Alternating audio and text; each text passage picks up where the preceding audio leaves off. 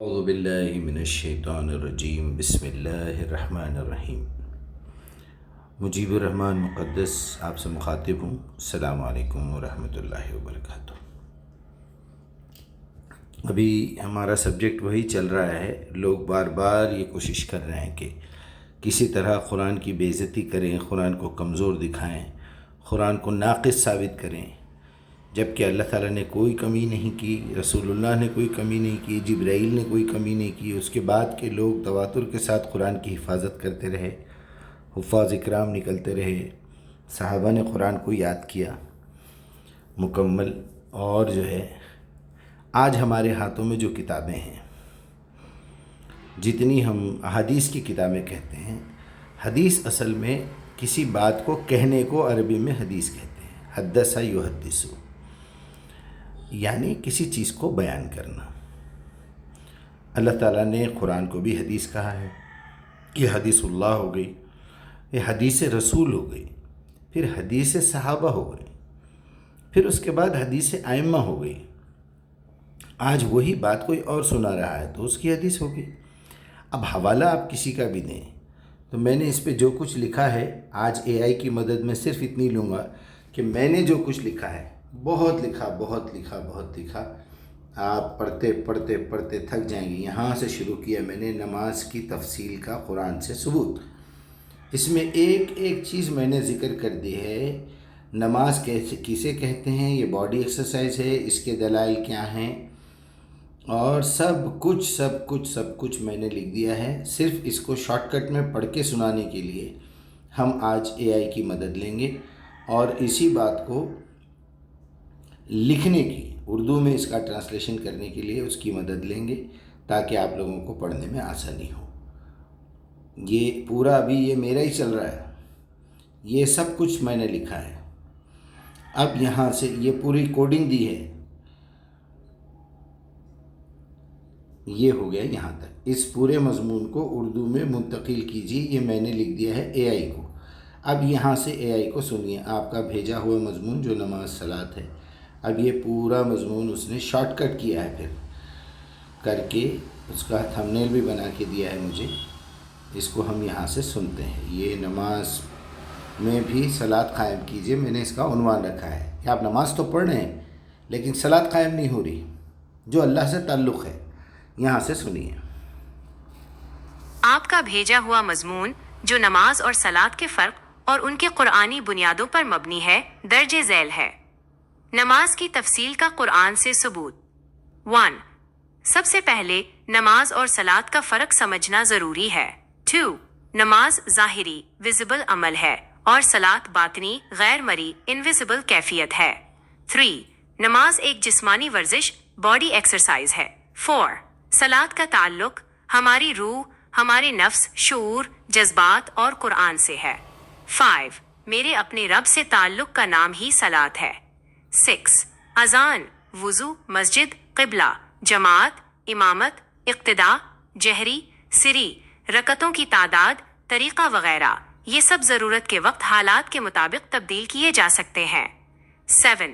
لیکن صلاۃ کے معاملے میں کوئی سمجھوتا نہیں۔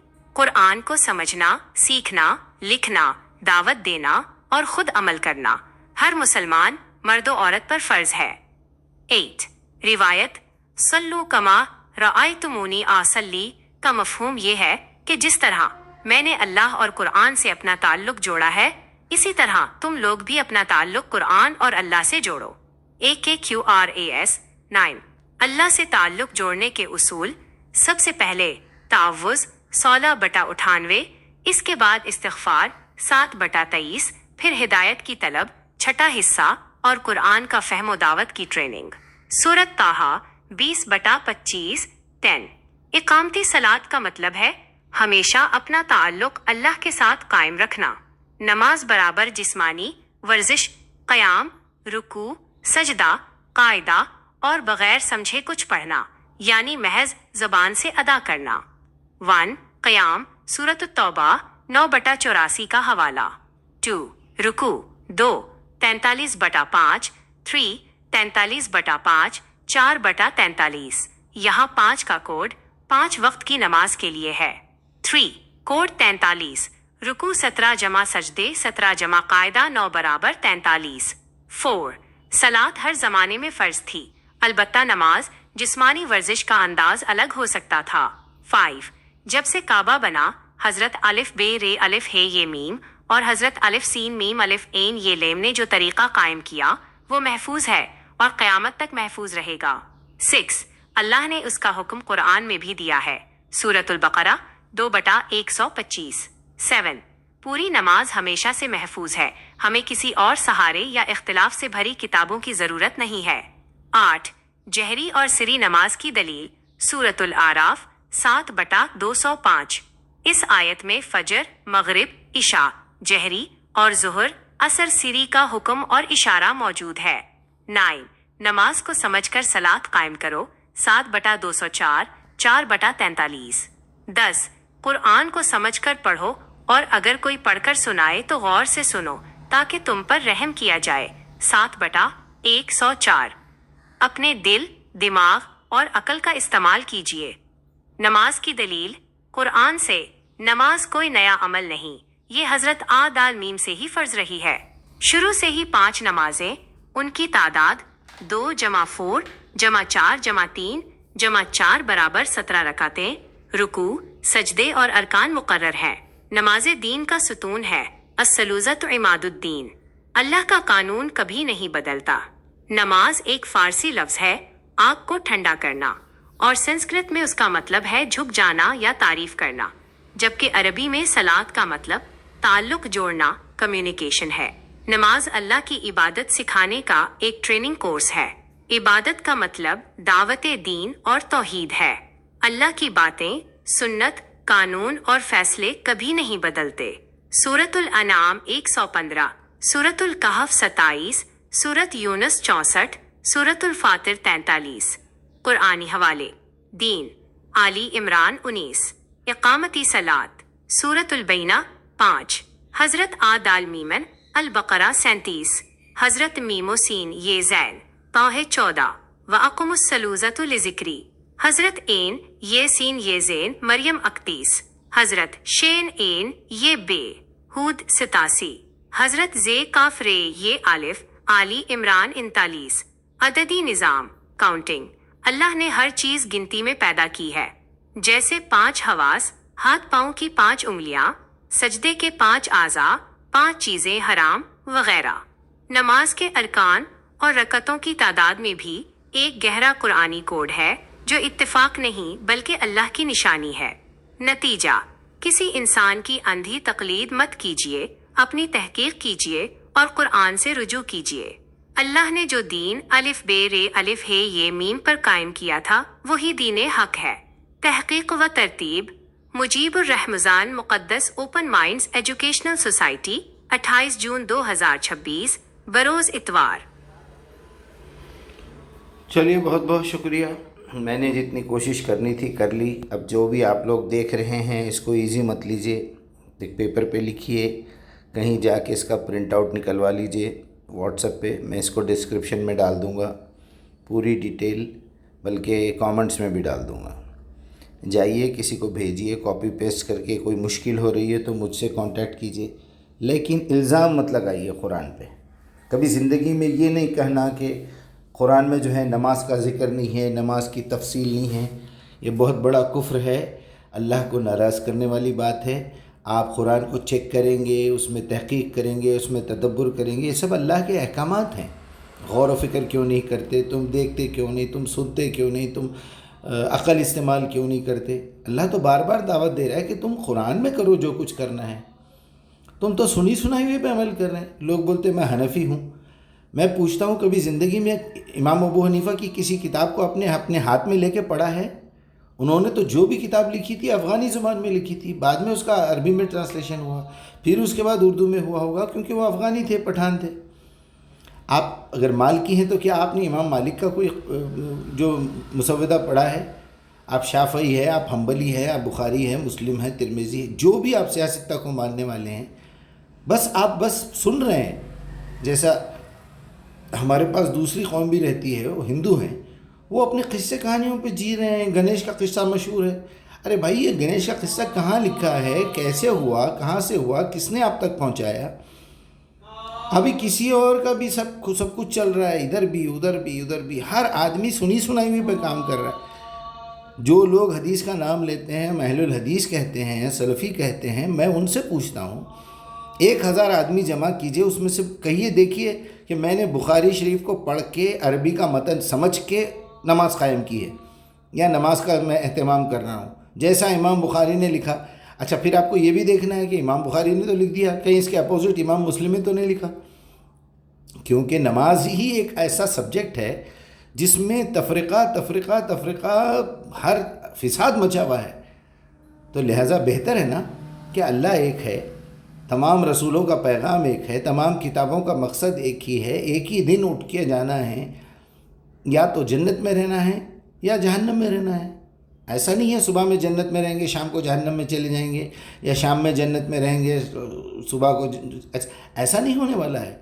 یہ ایک کے قانون کو یاد رکھیے اور اپنی تحقیق خود کیجئے اور اللہ سے التجا کیجئے کہ اللہ میں اپنی عقل استعمال کر لیا، میں اپنا پیسہ یوز کرا، میں اپنا وقت استعمال کرا، میں اپنی صلاحیت استعمال کرا، رات بھر بیٹھ کے لکھا، آپ کے کام کے لیے محنت کرا۔ آپ کی کتاب پہ الزام اٹھ رہا ہے، لوگ کہہ رہے ہیں کہ قرآن میں نماز کی تفصیل ہی نہیں ہے، قرآن میں رکوع کا لفظ ہے، قرآن میں قیام کا لفظ ہے، سجدے کا لفظ ہے، قاعدے کا لفظ ہے، اذان کا ذکر ہے، نمازوں کا ایک ایک نام لے کے اللہ تعالیٰ نے بتایا، فجر کا نام لکھا ہوا ہے، ظہر ہے، عصر ہے، مغرب ہے، عشاء ہے، تہجد ہے، اور کیا چاہیے آپ کو؟ پھر بھی لگے ہوئے ہیں ہم دوسروں کے پیچھے اور نام لیتے ہیں صرف کہ ہم جو ہے فلاں ہیں، ہم جو اللہ کے نبی نے اگر کبھی کہا تھا سلو کما رأیتمونی اصلی، سلو کا مطلب تعلق جوڑنا ہے۔ آپ اس کا مطلب یہ سمجھیے کہ اللہ کے نبی یہ کہہ رہے ہیں کہ میں نے جیسا اپنا تعلق اللہ سے جوڑ لیا ہے تم لوگ بھی جوڑو، جیسے اللہ کہہ رہا ہے سورہ احزاب میں ان اللہ و ملائکتہ یصلون علی النبی، اللہ اور اس کے فرشتے رشتہ جوڑ رہے ہیں اپنے نبی سے قرآن پہنچانے کے لیے۔ یا ایھا الذین آمنوا صلو، تم بھی ان سے رشتہ جوڑ لو، تم بھی تعلق پیدا کرو۔ وسلموا تسلیمات، سلم کہتے ہیں سبمیشن کو، تسلیمات کہتے ہیں فرما برداریوں کو۔ اتنی آسان عربی ہے۔ اگر آپ کو درود پڑھنا ہے تو اسی سورہ احزاب 33 پہ ہے، اس کی 43 نمبر کی آیت میں جو درود لکھا ہے اللہ تعالیٰ نے وہ پڑھیے اور کہیے کہ اللہم صلی علینا، اے اللہ مجھ سے تعلق جوڑ لے، مجھ سے رشتہ جوڑ لے، میں اپنی اپلیکیشن ڈال رہا ہوں۔ اللہم صلی علینا کما صلیت علی محمد کما صلیت علی ابراہیم وعلی آل ابراہیم انک حمید مجید۔ اللہم بارک علینا کما بارکت علی محمد کما بارکت علی ابراہیم وعلی آل ابراہیم انک حمید مجید، کیونکہ آل ابراہیم پہ وحی آئی، آل محمد پہ وحی نہیں آئی۔ ہم کیسے کہہ سکتے ہیں؟ آج ہمارے پاس چونکہ وحی کمپلیٹ ہو چکی ہے، وہ کتاب اللہ کے نبی نے ہم تک پہنچائی ہے کہ دیکھو نبوت کا کام ختم ہو گیا، رسالت کا کام باقی ہے۔ ما کان محمد ابا احد من رجالکم ولکن رسول اللہ وخاتم النبیین، ولیکن رسول اللہ کہہ کے خاتم النبیین کیوں بھائی، خاتم الرسول کیوں نہیں کہا اللہ تعالیٰ نے؟ اس لیے کہ قرآن محفوظ ہے اور کوئی نبی آنے والا نہیں ہے قیامت تک۔ اب یہ کام قرآن کو دنیا تک پہنچانے کا اللہ تعالیٰ نے مسلمانوں کو دیا ہے، اسی لیے آپ کو اور مجھے مسلمانوں میں پیدا کیا ہے۔ ہماری بنیادی ذمہ داری قرآن کی دعوت ہے۔ آپ زندگی میں کوئی خود ایمان لائیں یا نہ لائیں، آپ گناہ کریں یا نیکی کریں، آپ بحیثیت مسلمان آپ کے اوپر یہ ڈیوٹی ہے کہ آپ اس کتاب کو مانیں یا نہ مانیں، اس پہ عمل کریں یا نہ کریں، لیکن یہ مینڈیٹری ہے کہ یہ کتاب کو آپ کو دوسروں تک پہنچانا ہے۔ جب آپ اس کام کا ذمہ اٹھا لیں گے، پہنچانے کی ذمہ داری پوری کریں گے، تو آپ کو مجبوراً وہ کتاب پڑھنا بھی پڑے گا، سمجھنا بھی پڑے گا، لکھنا بھی پڑے گا، غور و فکر کرنا پڑے گا، گرامر سیکھنا پڑے گا، اور مجبوراً اس پہ عمل بھی کرنا پڑے گا، اور مجبوراً گناہوں سے بچنا بھی پڑے گا، کیونکہ وہ کتاب آپ کو نہیں چھوڑے گی پھر۔ اسی لیے ان مجرمین نے دعوت کا سبجیکٹ ہی نکال دیا تمام احادیث کی کتابوں میں سے، تمام احادیث کی کتابوں میں۔ حنفی، شافعی، مالکی، حنبلی آپ کو دعوت کا کام نہیں سکھائیں گے، بخاری، مسلم، ابو داؤد، ترمذی، نسائی، ابن ماجہ آپ کو دعوت کا کام نہیں سکھائیں گے۔ آپ کسی حدیث کی کتاب میں کوئی باب نہیں بتا سکتے دعوت القرآن، نہیں بتا سکتے، دیکھ لیجئے۔ تو یہ تو دشمنوں نے کیا ہے یہ کام، لیکن ہماری بنیادی ذمہ داری کذالک جعلناکم امۃ وسطا لتکونوا شہداء علی الناس، میں گواہی لوں گا قیامت کے دن تم لوگوں سے، کیوں نہیں پہنچایا تم نے؟ یکون الرسول علیکم شہیدا، پوچھتے پوچھتے رسول کے پاس جاؤں گا، ان سے گواہی دلاؤں گا پھر، کہ انہوں نے تو آگے پہنچا دیا تھا، آگے والوں نے اور آگے پہنچایا، کہاں سے رکا کام؟ جاؤ جہنم میں سب، تم ہوں گے اپنے نزدیک بہت بڑے ترمخواں ہوں گے، بہت بڑے نمازی پرہیزگار ہوں گے، بڑے متقی ہوں گے، کوئی فائدہ نہیں ہے تمہارا۔ ہاں اگر تم نے دعوت کا کام کیا ہے تو ہدایت میں دوں گا، عمل کرنا آسان کر دوں گا، گناہ کرنا مشکل کر دوں گا، اور شیطان کے وسوسوں سے بچاؤں گا، اور تمہارے گناہ بھی معاف کروں گا۔ ادعو الی سبیل ربک بالحکمہ والموعظۃ الحسنہ وجادلوا باللتی ہی احسن۔ چلیے، قل ان کنتم تحبون اللہ فاتبعونی یحببکم اللہ واللہ غفور الرحیم۔ تم اللہ کی محبت میں یہ کام کرو۔ چلیے، میرا کام تو تھا سمجھانا، آئندہ سے قرآن پہ الزام مت لگائیے، اللہ کے واسطے مت لگائیے، بہت برا حشر ہونے والا ہے قیامت کے دن۔ اگر منہ سے آپ نے بغیر تحقیق کرے کہ بول دیا کہ قرآن میں نماز کی تفصیل نہیں ہے، میں گریبان پکڑوں گا آپ کا انشاءاللہ قیامت کے دن، کہ اللہ میں نے بہت کچھ سمجھایا تھا ان لوگوں کو، یہ نہ پڑھے نہ سمجھے نہ دیکھے نہ میرے سے پوچھے نہ کوئی سوال کرے۔ آئیے اگر کسی کو شک ہے تو آ کے بات کریے میرے سے، میں بتاتا ہوں پھر۔ اللہ رحم کا معاملہ کرے بھائی۔ السلام علیکم ورحمۃ اللہ۔